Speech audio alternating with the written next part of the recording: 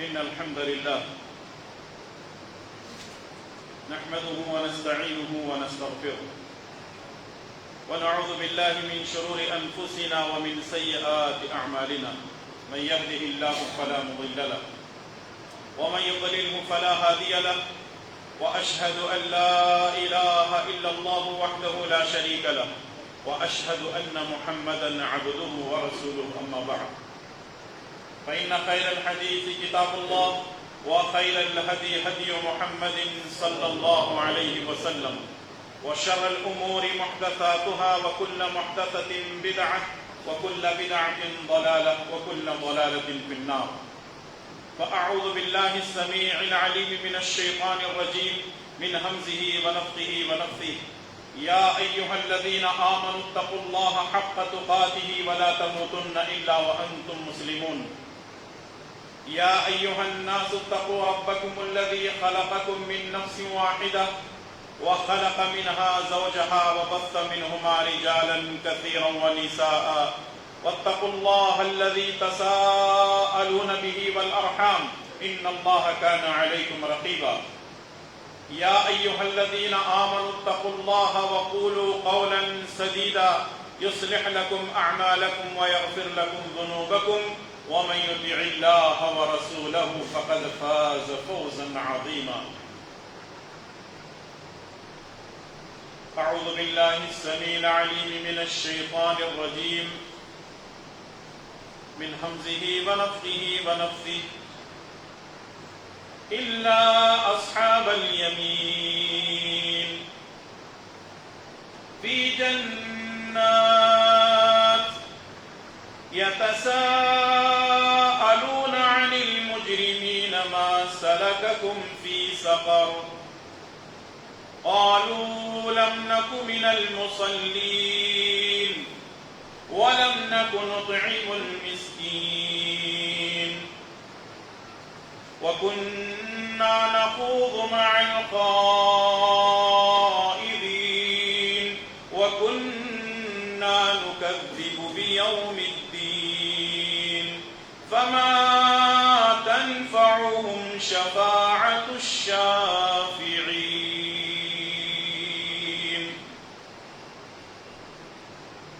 رب اشرح لي صدري ويسر لي أمري واحلل عقدة من لساني يفقهوا قولي سبحانك لا علم لنا إلا ما علمتنا إنك أنت العليم الحكيم اللهم انفعني بما علمتني وعلمني ما ينفعني وزدني علما آمين يا رب العالمين.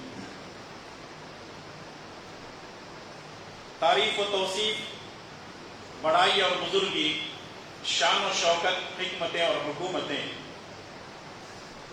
اسی اللہ رب ذوالجلال والاکرام کے لیے لائق و زیبا ہیں جو ساری کائنات کا اکیلا خالق، مالک اور مدبر ہے. سبحان اللہ و بحمدہ سبحان اللہ العظیم. اور درود و سلام ہو تمام نبیوں پر، خصوصاً میرے اور آپ کے پیارے نبی امام الانبیاء والمرسلین، امام اعظم، قائد اعظم، مرشد اعظم جناب محمد رسول اللہ صلی اللہ تعالی علیہ وسلم پر. اللہم صل علی محمد وعلی آل محمد کما صلیت علی ابراہیم وعلی آل ابراہیم انک حمید مجید. اللہم بارک علی محمد وعلی آل محمد کما بارکت علی ابراہیم وعلی آل ابراہیم انک حمید مجید. عزیزان گرامی قدر، بزرگوں، نوجوان ساتھیوں، پردہ نشین خواتین اسلام، مائیں اور بہنیں،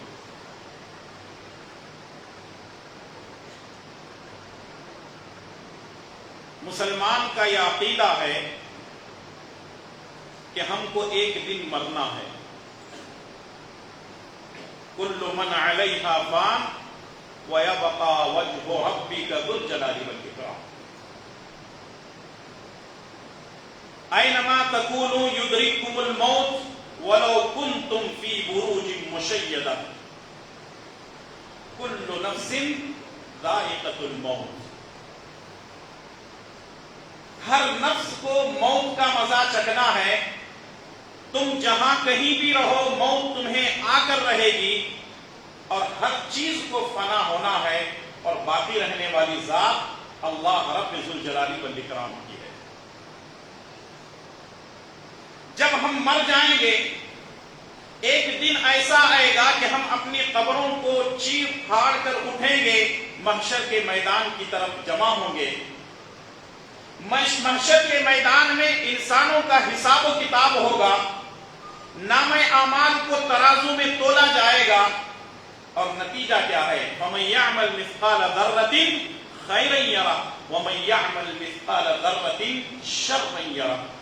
رتی برابر بھی اگر ہم نے نیکی کی ہوگی، خیر کا کام کیا ہوگا، وہ ہمارے سامنے ہوگا، اور رتی برابر بھی، ذرہ برابر بھی ہم نے کوئی برائی کی ہوگی تو وہ برائی بھی ہمارے سامنے ہوگی۔ نامہ اعمال کو تولا جائے گا، کسی کو نامہ اعمال اس کے داہنے ہاتھ میں، اس کے سیدھے ہاتھ میں دیا جائے گا، اور کسی کو اس کے نامہ اعمال اس کے بائیں ہاتھ میں دیا جائے گا۔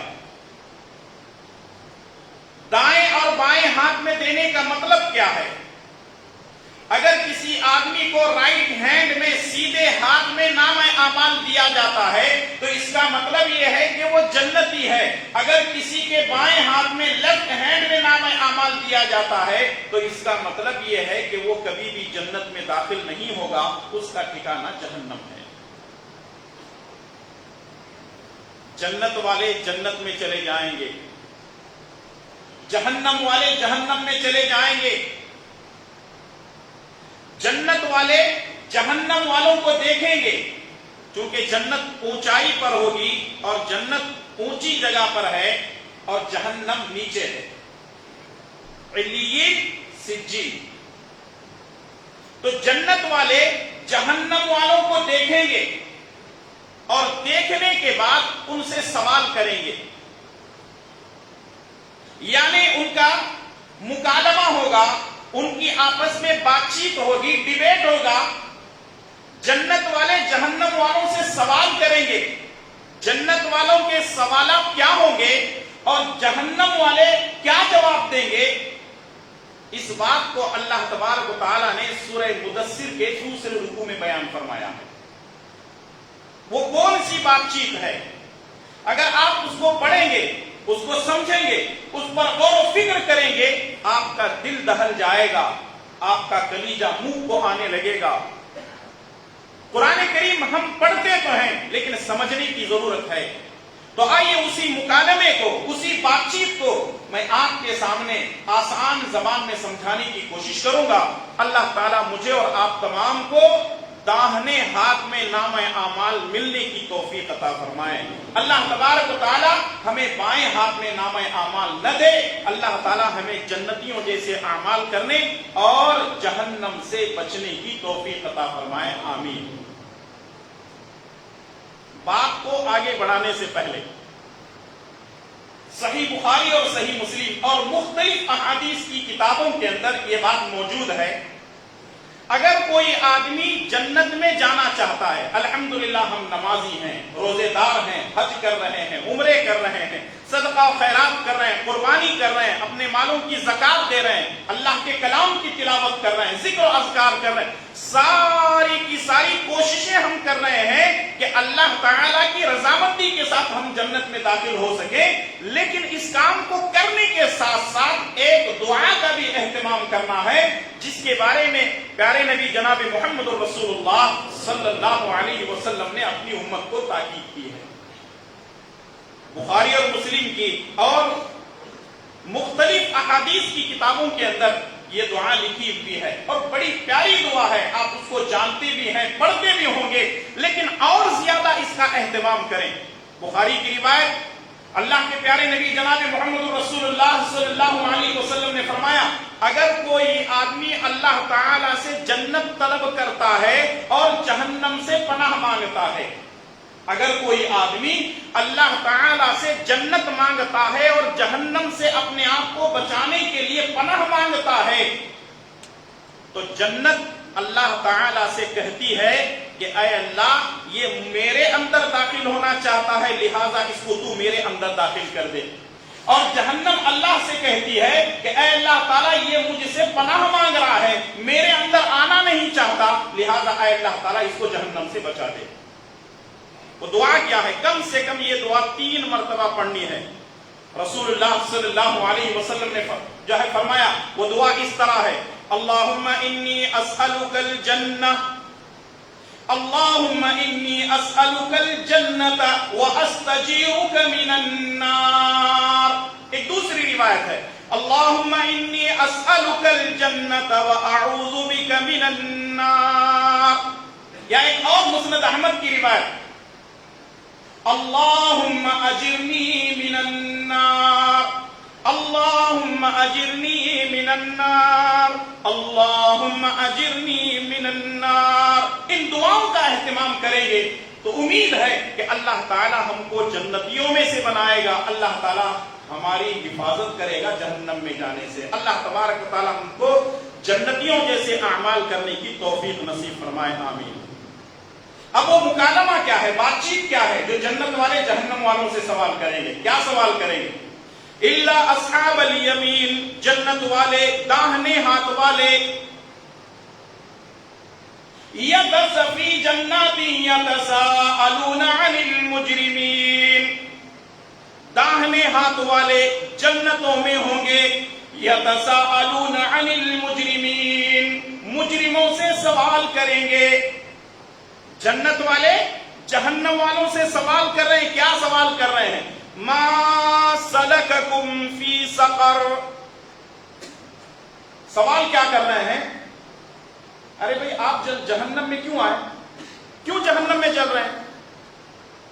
دنیا میں بہت بڑے مالدار آدمی تھے آپ، بہت بڑے سیاستدان تھے، بہت بڑے تاجر تھے، بزنس مین تھے، بہت بڑا مال تھا آپ کا، بہت بڑے کمپلیکس تھے، بہت بڑی تجارت تھی آپ کی، دنیا میں بڑے آدمی تھے آپ، لوگ راہ گزرتے آپ کو سلام مارتے تھے، جب آپ کسی بڑے اسٹیج میں جاتے لوگ آپ کو کرسیاں دے دیتے تھے۔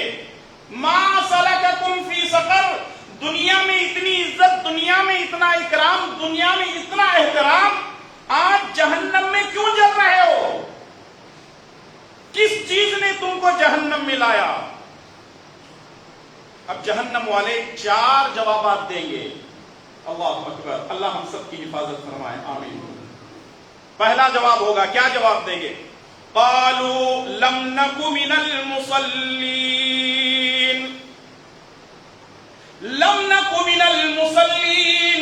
پہلا جواب ہوگا جہنمیوں کا، ہم دنیا میں بڑے مالدار تھے، بڑے سیاستدان تھے، بڑے بزنس مین تھے، بہت ساری دنیا کی فضیلتیں ہم کو حاصل تھیں، لیکن سب سے بڑی مشکل ہماری کیا تھی؟ لم نک من المصلین، ہم نمازی نہیں تھے، ہم نمازی نہیں تھے۔ اس کا مطلب یہ ہے کہ بے نمازی کہاں جائے گا؟ بے نمازی جہنم میں جائے گا۔ آج مسلمانوں کا بہت بڑا طبقہ، سروے رپورٹ یہ کہتی ہے کہ پورے انڈیا میں 2% یا 3% یا زیادہ سے زیادہ کہہ لیں 5% مسلمان نماز پڑھتے ہیں۔ اس کا مطلب یہ ہے کہ 95%، 95% مسلمان نماز نہیں پڑھتے، اور سب کا دعویٰ یہ ہے کہ میں ادھر مروں گا تو سیدھے کہاں جاؤں گا؟ جنت میں جاؤں گا۔ واہ! اور یاد رکھیے، صرف جمعہ کے دن نماز پڑھ لینے والا نمازی نہیں ہے، صرف عید کو نماز پڑھ لینے والا نمازی نہیں ہے، 5 وقت میں 3 پڑھ کر 2 چھوڑ دینے والا نمازی نہیں ہے، اگر 4 پڑھ رہا ہے 1 چھوڑ رہا ہے نمازی نہیں ہے۔ نمازی کون ہے؟ جو 5 وقت نمازوں کی پابندی کرتا ہے، کیونکہ رسول اللہ صلی اللہ علیہ وسلم جب معراج پر گئے تھے تو نماز تو 50 وقت کی فرض تھی، لیکن کم ہوتے ہوتے ہوتے ہوتے 5 رہ گئی، اور اللہ کی طرف سے اعلان ہوا کہ جو آدمی 5 نمازیں پڑھے گا اس کو 50 وقت کی نمازوں کا اجر و ثواب دیا جائے گا۔ اللہ اکبر! اور افسوس، صد افسوس آج مسلمان 5 وقتہ نمازی بھی نہیں ہیں. 5 وقت کی نمازیں پڑھنا بھی مسلمانوں کے لیے بھاری ہو رہا ہے. اور ہمارے معاشرے میں کچھ نمازی ہیں، بازار میں ہو گئے، دوست احباب کے ساتھ ہیں، کسی نمازی کے ساتھ ہیں تو ساتھ میں ظہر بھی پڑھ لیا، عصر بھی پڑھ لیا، مغرب بھی پڑھ لیتے ہیں، لیکن عشاء اور فجر ان پر بھاری ہوتی ہے. رسول اللہ صلی اللہ علیہ وسلم نے فرمایا کہ 2 نمازیں منافقوں پر بھاری ہوتی ہیں، ایک نماز عشاء اور دوسرے نماز فجر. نماز فجر کا کیا کہنا کہ ظہر عصر مغرب عشاء میں تو نمازی پہنچ جاتے ہیں، لیکن فجر میں مسجدیں خالی خالی نظر آتی ہیں. کبھی کبھی نوبت یہاں تک آتی ہے کہ کوئی مسجد کے اندر داخل نہیں ہوتا سوائے امام اور مؤذن کے. دیکھتے ہیں کہ اگر کوئی تیسرا آ جائے تو جماعت بنائی جائے، پھر اس کے بعد نماز پڑھی جائے. افسوس کا مقام یہ ہے کہ مسجد تو بنا دی شب بھر میں ایمان کی حرارت والوں نے. مسجد تو بنا دی شب بھر میں ایمان کی حرارت والوں نے. من اپنا پرانا پاپی ہے، برسوں میں نمازی بن نہ سکا. ہم مسجدوں کے لیے دھڑا دھڑ پیسے دے رہے ہیں، مسجدیں بنی جا رہی ہیں، عالیشان مسجدیں، لمبے لمبے مینار، بڑے بڑے چوڑے چوڑے گنبد بنے ہوئے ہیں، قالین بچھے ہوئے، اے سی لگی ہوئی ہے، لیکن پوری کی پوری مسجدوں کے اندر نمازی خالی ہیں. اس کا مطلب یہ ہے کہ مسجدوں کو بنانے سے زیادہ مصلوں کو قائم کیا جائے. چھوٹے چھوٹے مسجدیں، جامع مسجد ایک رہے گی، ایک محلے کے اندر ایک چھوٹا سا مصلی قائم کیا جائے، وہاں 5 وقتہ نمازوں کی جائے، پابندی ہو. افسوس کی بات تو یہ ہے کہ یہ مسلمان اللہ کی عبادت سے دور ہیں اور دعا کیا کر رہے ہیں؟ یا اللہ امریکہ والے کو برباد کر دے، یا اللہ اسرائیل کو برباد کر دے، یا اللہ فلاں ملک والے کو برباد کر دے، ہمارے ملک میں فلاں فلاں کو برباد کر دے. یاد رکھیے بربادی ہماری لکھی جا رہی ہے، ان کی بربادی کیا ہوگی وہ اللہ بہتر جانتا ہے. کیونکہ ہمارے اعمال ایسے ہیں، ہم نمازی نہیں ہیں. اور ہم نے ایسے لوگوں کو دیکھا ہے زکوٰۃ دیتے ہیں لیکن نمازی نہیں، رمضان کے روزے رکھتے ہیں لیکن نمازی نہیں ہے، حج کرتے ہیں، ہر سال حج کرتے ہیں لیکن نمازی نہیں ہے. اور ہم نے کچھ ایسے لوگوں کو دیکھا ہے جو حج پہ جاتے ہیں، کعبۃ اللہ میں نماز نہیں پڑھتے، حرمین شریفین میں نمازیں نہیں پڑھتے، اور اگر پوچھا بھی جائے کوئی بات نہیں پڑھ لیں گے، یہ نہیں کہیں گے کہ ہم نے پڑھا ہے یا پڑھنا ہے. حج کرنے کے لیے جانے والا بھی بے نمازی ہے. اور پھر اس کے بعد کچھ ایسے لوگ جو دین کی بڑی بڑی باتیں کرتے ہیں، اور اگر دین پر بات کرنے کے لیے کھڑا کیا جائے تو قرآن اور حدیث کی باتیں کرتے ہیں، لیکن ان کی زندگی میں جا کر، ان کی پرائیویٹ لائف میں جا کر کے دیکھ لو بے نمازی. آج ہماری زندگیوں کے اندر سکون کیوں نہیں ہے؟ آج ہم پریشان کیوں ہیں؟ آج ہمارے ساتھ یہ مسئلے کیوں ہیں؟ اس کی بنیادی وجہ یہ ہے کہ ہم نمازی نہیں ہیں. صحیح بخاری کی روایت، اللہ کے پیارے نبی جناب محمد رسول اللہ صلی اللہ علیہ وسلم ایک سفر میں تھے، رات بھر چلتے رہے. آدھی رات گزرنے کے بعد نبی کریم صلی اللہ علیہ وسلم نے دیکھا کہ تھکان محسوس ہو رہی ہے. آپ نے صحابہ کرام سے کہا کہ ٹینٹ لگا دو. سب لوگ ٹینٹ لگائے، اپنے اپنے ٹینٹ میں چلے گئے. رسول اللہ صلی اللہ علیہ وسلم اپنے خیمے میں، اپنے ٹینٹ میں چلے جاتے ہیں. جانے سے پہلے کہتے ہیں کہ بھئی سارے لوگ تھکے ہوئے ہیں، فجر کی نماز کو کون اٹھائے گا؟ فجر کی نماز کو کون اٹھائے گا؟ سارے تھکے ہوئے تھے، کسی نے آواز نہیں دی. بلال رضی اللہ تعالیٰ نے کہا اے اللہ کے نبی میں آپ کو جگاؤں گا. کہا بلال تم جاگو گے تبھی ہم کو جگاؤ گے. کہا اللہ کے نبی میں جاگوں گا اور آپ کو فجر کے لیے جگاؤں گا. سارے صحابہ کرام اپنے اپنے ٹینٹ میں چلے گئے، آرام کر رہے ہیں. رسول اللہ صلی اللہ علیہ وسلم بھی اپنے ٹینٹ میں چلے گئے. بلال رضی اللہ تعالیٰ عنہ چونکہ یہ بھی سفر کر کے آئے ہوئے تھے، ادھر سے ادھر، ادھر سے ادھر گھومتے رہے، ٹہلتے رہے، یہاں تک کہ جو ٹینٹ کا جو بمبو ہوتا ہے اس کو ٹیک لگا کر کے کھڑے ہو گئے. کھڑے ہونا تھا، آنکھ بند ہونے لگی، بیٹھ گئے، سو گئے. جب سوئے سارے صحابہ کرام، اللہ کے نبی صلی اللہ علیہ وسلم بھی سو رہے ہیں. سورج نکلا اور نکلنے کے بعد سورج کی روشنی بلال کی آنکھوں پہ پڑ رہی ہے، لیکن بلال سو رہا ہے. اللہ اکبر. رسول اللہ صلی اللہ علیہ وسلم جاگتے ہیں، ٹینٹ کا پردہ ہٹاتے تو دیکھتے ہیں سورج نکلا ہوا ہے. اللہ کے نبی صلی اللہ علیہ وسلم آواز دیتے ہیں، اے بلال، ارے بلال کہاں گیا جو ہمیں فجر کے لیے جگانے والا تھا؟ فوراً ہڑبڑا کے اٹھتے دیکھتے سورج نکلا ہوا ہے. میں تو سو گیا. اللہ کے نبی سو گئے، سارے صحابہ کرام سوئے ہوئے ہیں، کوئی جاگا نہیں. فجر تو ہماری نکل گئی. اب تو رسول اللہ صلی اللہ علیہ وسلم کی ڈانٹ کھانی پڑے گی. گئے اللہ کے نبی، حاضر ہو، بندہ حاضر ہے، کیا حکم؟ اللہ کے نبی نے پوچھا، بلال تم نے تو وعدہ کیا تھا فجر کو جگاؤ گے، لیکن تمہارے ساتھ کیا معاملہ ہوا؟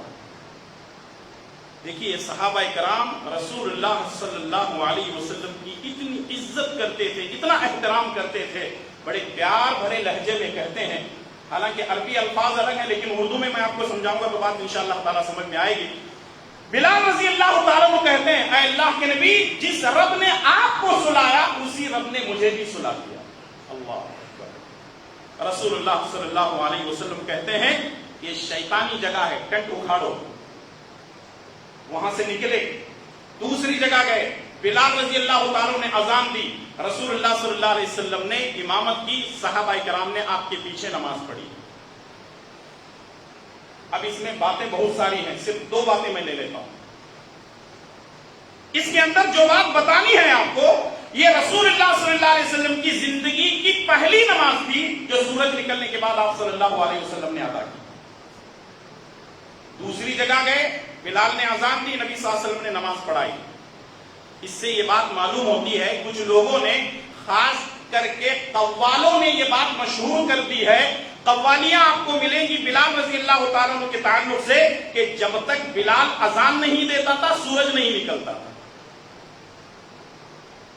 اور یاد رکھیے، سورج بلال کا غلام نہیں ہے، اللہ کے حکم کا محتاج ہے. بلال جب اللہ کا محتاج ہے تو سورج بھی مخلوق ہے، وہ بھی اللہ کا محتاج ہے. قوالوں نے مشہور کر دی ہے کہ جب تک بلال اذان نہیں دیتا تھا تب تک سورج نہیں نکلتا تھا. آج بلال نہیں ہے تب بھی سورج نکلنا ہے. اس وقت بلال زندہ تھا، سویا ہوا تھا، تب بھی سورج نکل رہا تھا. اس کا مطلب یہ ہے کہ اللہ کا حکم دنیا کے ہر ذرے پر ہے. یہ بات مان کر کے چلنا چاہیے. قرآن کی حدیث سے معلوم ہوتا ہے کہ قوال 1 نمبر کے جھوٹے اور مکار ہوتے ہیں. دوسری بات یہ معلوم ہوئی، رسول اللہ صلی اللہ علیہ وسلم نے صحابہ کرام سے فرمایا کہ یہ شیطانی جگہ ہے، یہاں سے نکلو، اس جگہ کو چھوڑو. دوسری جگہ گئے، بلال نے اذان دی، آپ نے نماز پڑھائی. اس کا مطلب یہ ہے کہ رسول اللہ صلی اللہ علیہ وسلم کی زندگی میں ایک مرتبہ فجر کی نماز جب چھوٹ گئی تو رسول اللہ صلی اللہ علیہ وسلم نے فرمایا کہ یہ شیطانی جگہ ہے، ہم اپنے گھروں میں ہوتے ہوئے فجر کی نماز پڑھتے ہی نہیں. وہ کون سی جگہ ہے؟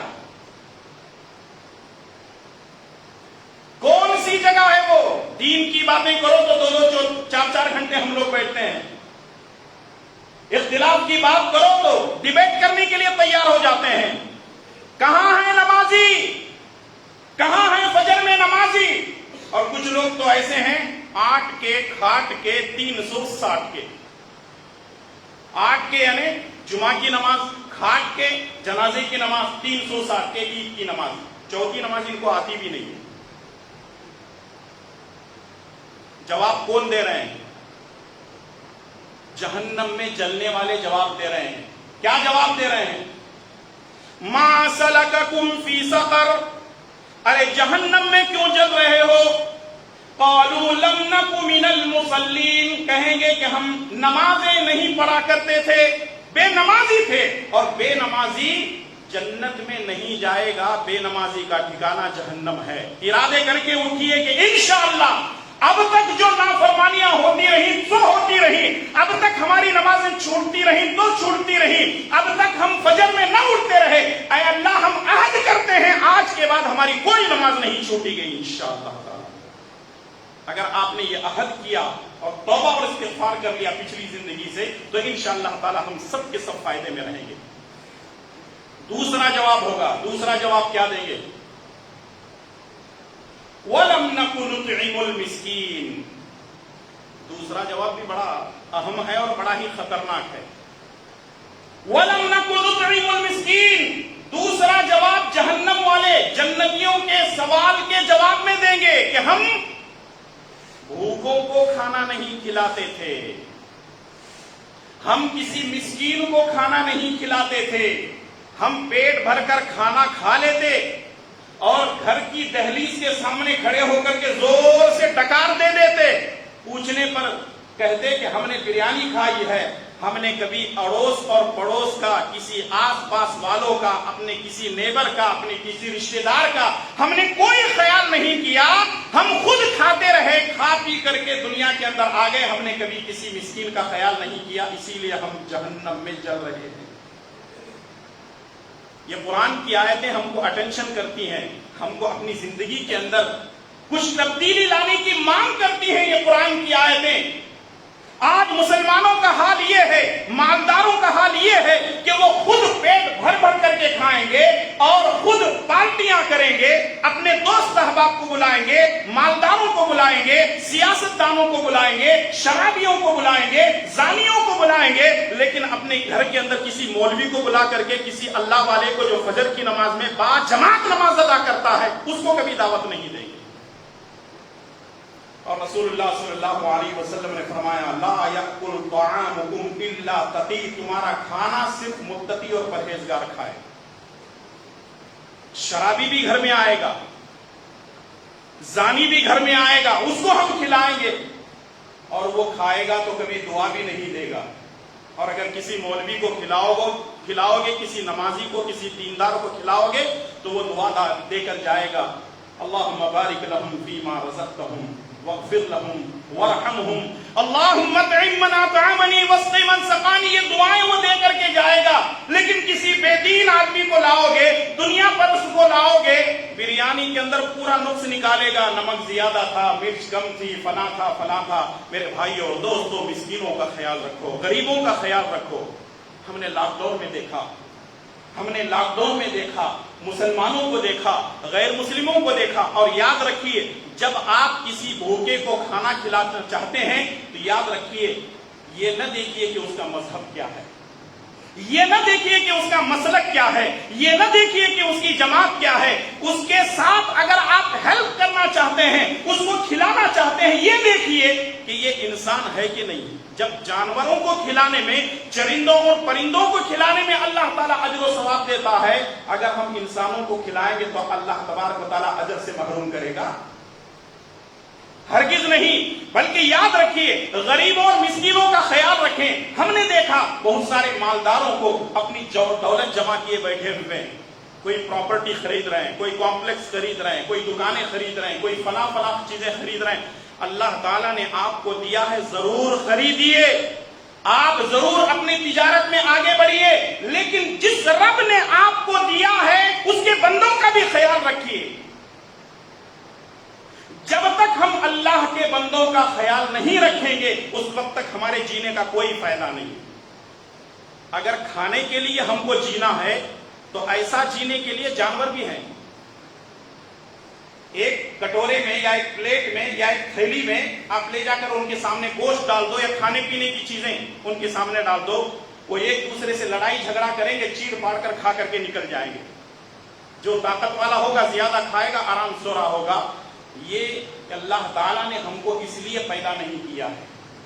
اسی لیے شاعر کہتا ہے کہ درد دل کے واسطے پیدا کیا انسان کو، درد دل کے واسطے پیدا کیا انسان کو، ورنہ طاعت کے لیے کچھ کم نہ تھے۔ کرو بیاں ضرورت اس بات کی ہے کہ غریبوں کا، محتاجوں کا، مسکینوں کا، یتیموں کا، رشتہ داروں کا، سب کا خیال رکھا جائے۔ ہمارے گھر میں گوشت پہنچتا ہے، گوشت پکتا ہے، رسول اللہ صلی اللہ علیہ وسلم نے فرمایا اگر گوشت تمہارے گھر میں پک رہا ہو تو تھوڑا سا پانی زیادہ ڈال کر شوربہ اپنے پڑوس والوں کو دے دو۔ کیوں؟ کہ ہمارے گوشت کے پکنے کی خوشبو سب سے پہلے کس کو پہنچتی ہے؟ پڑوس والوں۔ اور افسوس کے ساتھ یہ بھی کہنا پڑتا ہے، مسلمانوں کے اندر ایک چیز میں نے دیکھی ہے، لاک ڈاؤن کے اندر ہم نے دیکھا ہے، چاہے وہ مساجد کے ذمہ داران ہوں، اور اکثر و بیشتر ہم نے دیکھا کہ غریبوں تک، مسکینوں تک، فقیروں تک لوگ پہنچ رہے ہیں، لیکن مسجد کے کسی امام اور مؤذن تک کوئی پہنچنے کے لیے تیار نہیں۔ جس کی ابتدا میں ہم نماز پڑھتے ہیں، اگر کوئی مر جائے تو وہ آ کر ہماری ہمارے گھر والوں کی نماز جنازہ پڑھاتے ہیں. کسی مولوی کا، کسی عالم کا، کسی مؤذن کا ہم خیال نہیں کرتے. جو مسجد کے خادم ہوتے ہیں ہم ان کا خیال نہیں کرتے. یاد رکھیے اللہ تعالیٰ کے پاس ہماری پکڑ ہوگی. ہمارے جماعت کا ایک آدمی ہے جو ہمارے پڑوس میں رہتا ہے، ہماری پہلی صف میں رہتا ہے، ہم اس کا خیال نہیں کرتے ہیں. یاد رکھیے اللہ تعالیٰ کے پاس ہم سے اس کے بارے میں پوچھ ہوگی تو ہم اللہ تعالیٰ کو کیا جواب دیں گے.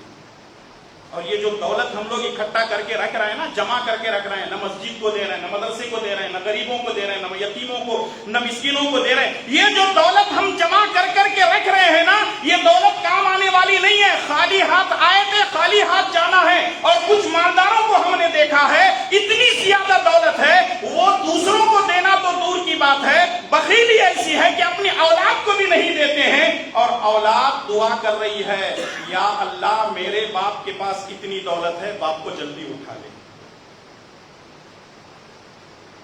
اس سے بڑی بدبختی اور کیا ہو سکتی ہے؟ اس سے بڑی بدنصیبی اور کیا ہو سکتی ہے کہ ایک مسلمان اللہ کے راہ میں خرچ کرنے کے لیے تیار نہیں ہوتا ہے. کیا کرو گے اس دولت کا؟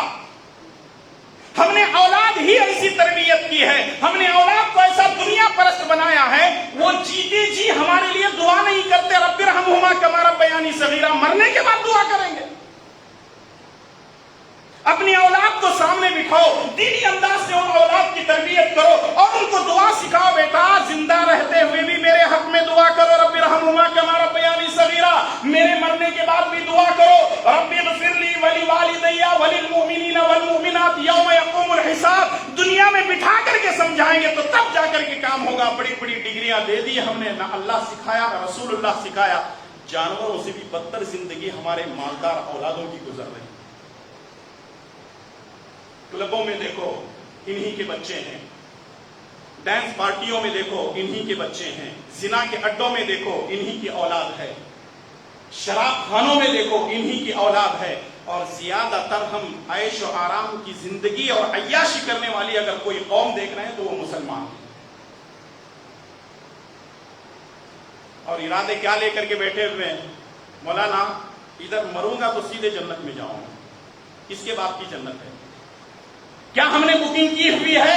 کیا ہم نے کوئی ایسے کام کیے ہوئے ہیں؟ یاد رکھیے غریبوں اور مسکینوں کا جب تک ہم خیال نہیں کریں گے دنیا اور آخرت میں کامیاب نہیں ہو سکتے. اور عجیب بات یہ ہے کہ وقت اتنی تیز رفتاری کے ساتھ دوڑ رہا ہے کہ مجبوراً مجھے اپنی بات ختم کرنی پڑ رہی ہے. 4 جوابات دیں گے. پہلا جواب، ہم نمازی نہیں تھے. دوسرا جواب، ہم غریبوں مسکینوں کا خیال نہیں کرتے تھے. اور تیسرا جواب کیا ہوگا؟ وَكُنَّا نَخُوضُ مَعَ الْخَائِضِينَ. ٹھٹا مذاق کرنے والوں کے ساتھ ہم بیٹھ کر کے مذاق اڑایا کرتے تھے. قرآن کی کسی آیت کو لے کر مذاق، کسی حدیث کو لے کر مذاق اڑایا کرتے تھے. کہاں کہہ رہے ہیں؟ جہنم میں جل کر کے کہہ رہے ہیں. جب مولویوں نے بتایا، جب علم والوں نے بتایا کہ یہ حدیث صحیح ہے، قرآن کی آیت کی یہ تفسیر بنتی ہے، یہ حدیث صحیح ہے، یہ حدیث غلط ہے، لوگ کہتے ہیں کہ ہاں آ گیا. مولوی کہاں سے آ گیا؟ اپنے اماموں کی باتوں کو لے کر بہت بڑا چڑھا کر پیش کرتے ہیں، اپنے مولویوں کی باتوں کو لے کر بڑا چڑھا کر پیش کرتے ہیں، لیکن پیارے نبی صلی اللہ علیہ وسلم کے اقوال کا انکار کرتے ہیں. ایسے لوگ جہنم میں جائیں گے.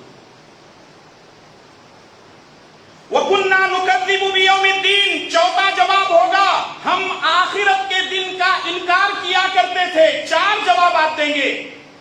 پہلا جواب، ہم نمازی نہیں تھے. دوسرا جواب، ہم مسکینوں کو کھانا نہیں کھلاتے تھے. تیسرا جواب، ہم مذاق کرنے والوں کے ساتھ بیٹھ کر مذاق کیا کرتے تھے، دین کا، شریعت کا، قرآن اور حدیث کا مذاق کیا کرتے تھے. اور ہم آخرت کے دن کا انکار کیا کرتے تھے. حَتَّى أَتَانَا الْيَقِينَ.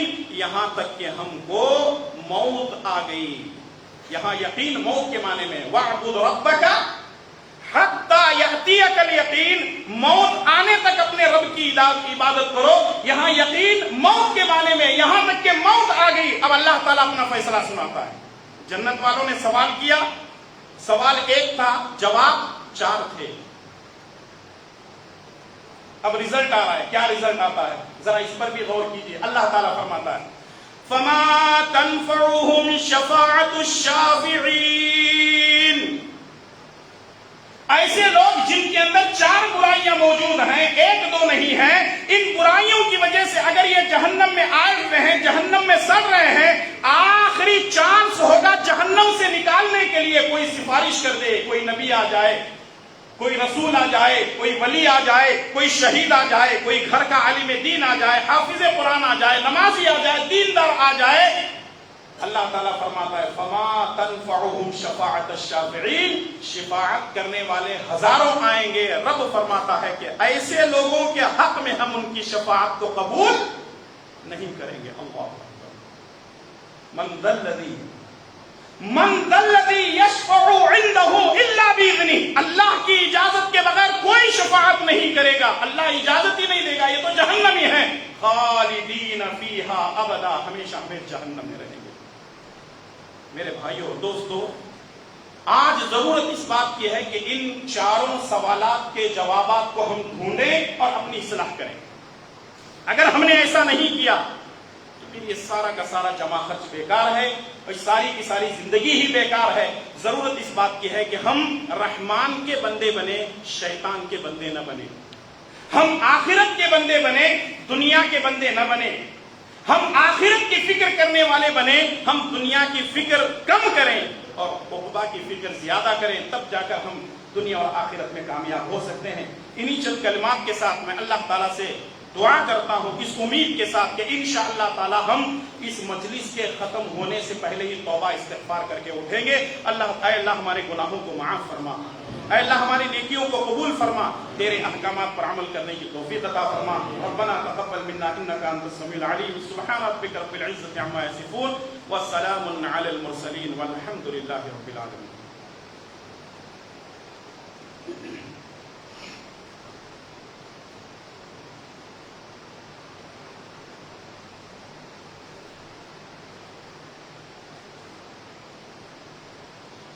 إن الحمد لله نحمده ونستعينه ونستغفره ونعوذ بالله من شرور أنفسنا ومن سيئات أعمالنا. أشهد أن لا إله إلا الله وحده لا شريك له وأشهد أن محمدا عبده ورسوله.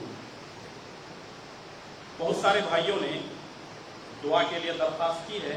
ظاہر سی بات ہے کہ حالات نے اتنا مجبور اور اتنا پریشان کر دیا ہے کہ کچھ لوگ ٹینشن میں آ کر کے بھی بیمار ہو رہے ہیں.